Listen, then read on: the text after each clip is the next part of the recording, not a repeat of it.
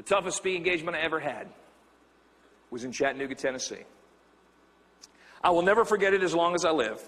The guy that hired me to speak, I'll always remember him. He said this. It would be like an event like this, and I'm out there, you know, and I'm enjoying the people and signing some books and having a good day. Guy walks right up to me and says, I need you, and I need you bad. I said, you are? He said, I own a construction company in Chattanooga, Tennessee. You will speak.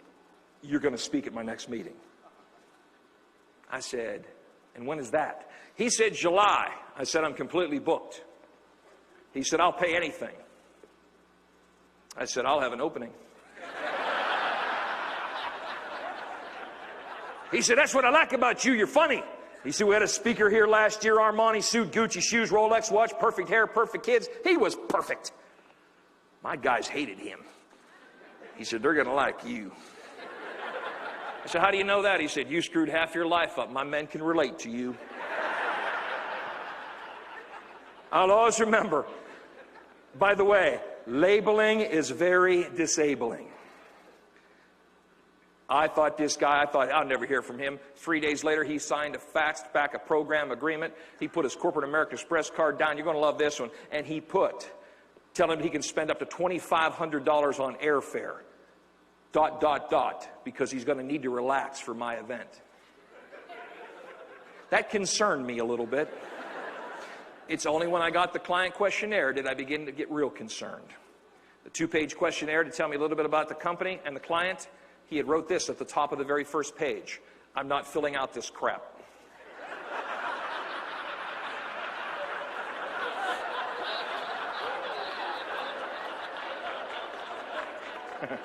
I guess that's where the customer's always right. I was a nervous wreck. He said that only about a sixth of his entire team would be there, and they would be all men. I called him up. I said, are you out of your mind? I said, you don't have any women that work in your company? He said, I got a lot of women. They're all positive. They don't need you. He said, but the group you're going to be in front of about 300 guys. He said, I want you to stir them up. He said, I want you to reignite a passion and talk about that focus I heard you talk about in Georgia. I said, absolutely. I said, I'll be there. Flying down, I took 4. Not 1, not 2, 4 people with me. You're going to love this one. My personal assistant at the time, her name was Marsha. I said, you excited? She said, I just want to know why we're going. She said, you know we're not going to sell that much product. We're not selling. I go, you're not here to sell product. I said, you're here for my protection. I said, there's going to be over 300 negative, angry men sitting in a room waiting for me. I said, you're going to loosen them up. That morning, classroom setting, right? We had these name cards. And I said, get their names real big, and whatever you do, don't let them get to you. Remember, leave your goats in the room. Don't let them get to you. Marcia goes, would you go up and just play with your goat? Do whatever. She said, we're going to be fine. I come back down 30 minutes later, first thing Marcia said, don't let them get to you. I said, what happened? She said, I don't think they're using their real names. I said, how do you know that? She said, so far there's 5 here. Fred, Wilma, Bam Bam, Dino, and Barney. I said, what'd you write the Flintstones for? She said, when a guy's 6'8", 285 pounds wearing jeans and boots says he's Wilma, I write Wilma.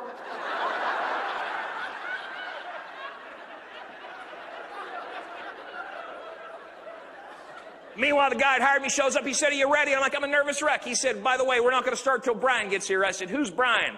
He said, it's the first employee I ever hired. All my foremen report to him, and he said, he has lost his focus. He said, I'm going to tell you something. 6 years ago in this company, we enjoyed the ride. All of a sudden, it hit me again, those 3 words. He said, we no longer enjoy the ride. He said, people are just going left and right. He said, we've lost our focus. And he said, Brian lost his passion. He's a good boy, but he's lost it. He said, I need you to check it and reignite it. He said, and don't let him intimidate you. I said, I'll be fine. I said, is that him? He said, yeah. Guy come walking down about 6'6", 205 pounds. I saw pecs. He looked like he jumped off a Marlboro ad. He had a styrofoam cup. Spit and snuff. Owner looked at me, looked at him and said, Brian, this is our speaker. He went, walked in. I'm like, the 4 people with me went, we'll be at breakfast. I go, oh, sure. Then I got introduced. And I appreciate the sponsorship. I appreciate my introduction. Because when I got introduced that day, here's what you would have heard. All right, knock it off. I know it's Saturday, I know it's your day off, and I really don't care. But he said, one piece of house cleaning. Don't you dare do to this year's speaker what you did to that guy last year.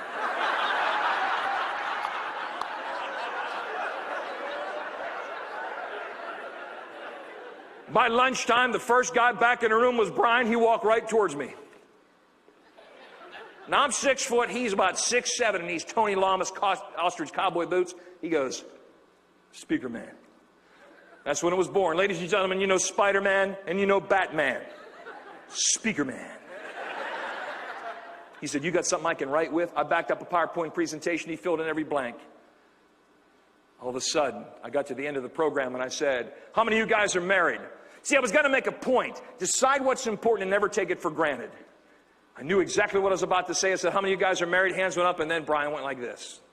When he went like that, I thought, that's it. I said, how many years have you been married, Brian? He said, 19. I said, you got any children? He said, 3 boys. I got emotional. I said, don't do what I did. I said, I took something for granted. I said, even the simple cup of coffee, the smell of coffee in the morning that I used to smell, I said, I took that for granted. And you don't know what you have until you don't have it. I said, I became a single parent. I said, Brian, refocus your attention. I said, tonight when you go home, here's what I want you to do. I want you to find your wife of 19 years. I want you to kiss her on the cheek and tell her you love her. But when you go to bed tonight, I want you to smell the sheets. The sheets will be symbolic of everything in your life that you have taken for granted and not thanked someone for. For me, it's coffee. For me, it's a lot of things. I said, so Brian, tonight when you go home, she comes to bed, give her a kiss in the cheek and tell her how much you appreciate the fact those sheets and pillowcases are fresh and clean. And whatever else it is you've never thanked her for. I looked at him, and just like here, it went from laughter to you could have heard a pin drop when I said, are you going to do it? He said, you're bizarre. I said, bizarre or not, it's going to work. I'm leaving a hotel in downtown Chattanooga, and I heard, ho! I'm like, gee, here he comes. The 4 people with me go, you need this? I go, no, get to the car. If I'm not out in 10 minutes, call the police. He walked right up to me, and he went, Speaker man. He said, I'm going to make you a deal. I said, you going to spare my life? He said, when I first heard you, he said, we got a speaker here every year. He said, I can't stand it. He said, they use these little acronym things and talk about goals and everything. He said, you know what? He said, you're real. And he said, I'm going to tell you something else. He said, thanks for the wake-up call. I said, what do you mean? He said, if I ever woke up and my wife Lisa wasn't laying in bed beside me, I'd tell God not to wake me up the next day. He said, thanks for the wake-up call. I said, you're welcome. I said, what are you going to do? He said, I'm going home. I'm going to find her, kiss her, and say, I love you. I said, you may want to work on that on the way home. I said, what about the sheets? He said, I ain't going to do no sheet sniffing. 4 years ago, I was presented at Christmas by my employees a letter that I had filed away. They took it out of the file. They framed it, matted it, and put it behind glass. A letter that's dated July the 20th, 1999. The author of the letter is Brian. The gentleman that went like this, now has written me a letter, and in the second paragraph he said, thank you for reigniting my passion and redefining my focus. In the 4th paragraph, with tears coming down my face, I would begin to laugh when he said, and I even did that sheet thing. He left his home phone number, his cell phone number. He left his pager number. I called him at the house. I said, Brian here. He said, yep. He said, who's this? I said, Steve Gilliland. He said, who? I said, the speaker from Chattanooga. He said, you got any more of them tips? I said, tips. He said, I like stuffed pork chops, white gravy, green beans, mashed potatoes, coleslaw, butter, carrots, homemade biscuits, and sausage gravy. He said, in 19 years of marriage, I've had all that food on the same day 3 times. Since you spoke, I've had it all again. He said, she even gave me a massage. I said, what happened? He said, I got home and she was in the kitchen. He said, I walked up to her and I kissed her on the cheek. And I said, I love you. I said, what'd she say? You've been drinking. He said, I told her again, and when I went to bed that night, I had no intention of doing that sheet thing. When I did that, he said, I'm laying there in bed thinking what you said about them sheets. And then the next thing I know, she comes to bed, pulls up the bedspread, pulls up the sheets, and they're laying on my face. He said, that was it. I said, what? He goes, I could smell it. I go, smell what? He goes, the foo-foo, whatever she sprinkles on them. I go, well, here's a revelation. There is no foo-foo. It's called Downy. He said, whatever it is, man, I had a mini speaker, man, on my shoulder going, tell her, tell her, tell her, tell her, tell her, tell her. He said, I leaned over and I just didn't kiss her and thank her for sheets. I thanked her for that coffee that's on at 5 every morning that she makes. I thanked her for a lot of things I've taken for granted. But most of all, I made a commitment that I'd never take it for granted again. I thanked her for 3 boys who have been good students and never been in trouble that I've never helped with homework. He said, I just wanted to say thanks. That's why I wrote you the letter. I said, you're welcome. He said, the morning I wrote the letter, he said, I went by the laundry room. That's what prompted me to write it.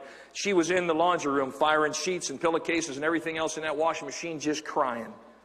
I looked at her and I said, Lisa, are you okay? She said, Brian, these are happy tears.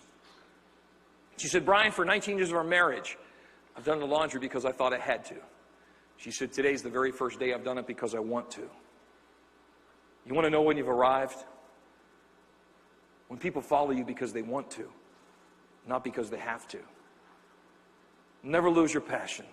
Live in the moment and never lose your focus. And just so you leave on a funny note, he then said to me, speaker man, she grabbed a big old blue jug of something, poured it in the lid and looked at me and said, big boy, you get a second capful today. Thank you so much and God bless. Thank you. Thank you.